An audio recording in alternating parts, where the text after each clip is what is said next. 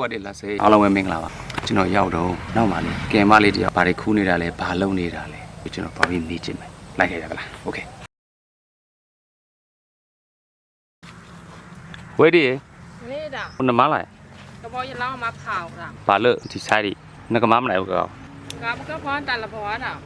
တာလဘောတอ่ะငွေဩတာလဘောဒီပကဲဘာလို့မွန်းအောင်နောက်ဖောင်းတော့မှနေမွန်းနေပဖောင်းတော့နာနေနေတာအဖောင်းဖင်နေပါနဲ့သူပဲဒီဘာမွန်းဖောင်းဖင်နေတာဘာမွန်းဟမ်ဟဲ့ဒီကနေ့ရေဘယ်မွန်းရကက်လေးလေးဟေ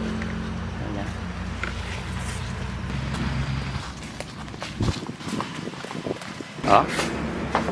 ဘာလူမဘိုင်ဒါတာလဘောဟင်းချက်ကျွေးမယ်တာလဘောဟင်းတစ်ခွဲစာရဲ့ချက်နီလေးတွေပေါ့နော်จิตသားပါတယ်မြင့်ပင်စိမ့်ဟိုပဲသီးရဲ့မြုပ်သီးထောင်မှစကိုက်တာထောက်စကိုက်တာရဲ့တောင်းတာရဲ့ထောက်တာပါစိုက်တာတဲ့မြုပ်သီးရဲ့ချက်သွန်ကြီးရဲ့သူထောင်းထားတာတဲ့ဟိုစာလာချုံမခမအော်ဒါမြင်ငပိတာလဘောဟင်းချက်နီလေးစားရမယ်စူပုတ်ရွက်ရဲ့ပင်စိမ့်ရဲ့မြုပ်သီးထောင်းရဲ့ဟိုကမြင်ငပိရဲ့ကြက်သားရဲ့မြင့်ရဲ့ပဲပြားရဲ့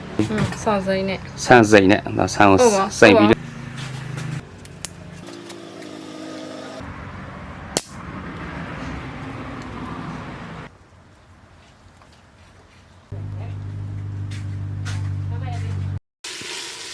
ဟိုကြက်သားထည့်လိုက်ပါပြီ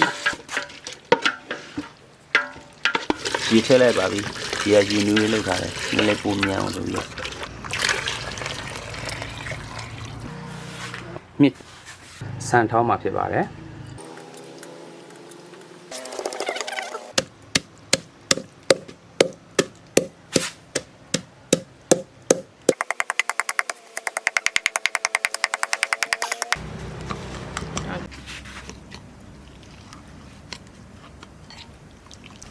ဒီထည့်လိုက်တာဖြစ်ပါတယ်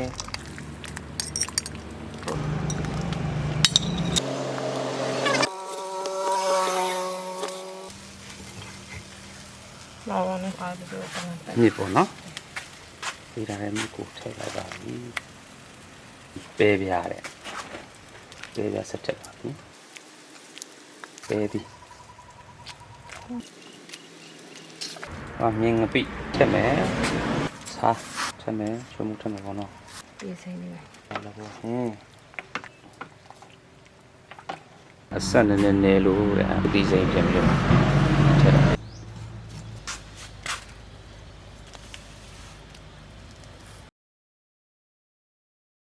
ပင်စိမ်းဟိုမှာစူးရွက်လိုက်ပါတယ်မွေးနေရတယ်ဒါလည်းဘောဟင်းကောင်းတစ်ခါတော့ရပြီပြကောင်းရတယ်ရွာပြီရွာနှံစားအောင်မွေးမယ်ဂျာမရက်ကဆိုင်ရုပ်တယ်ဆိုင်30ဘာဦး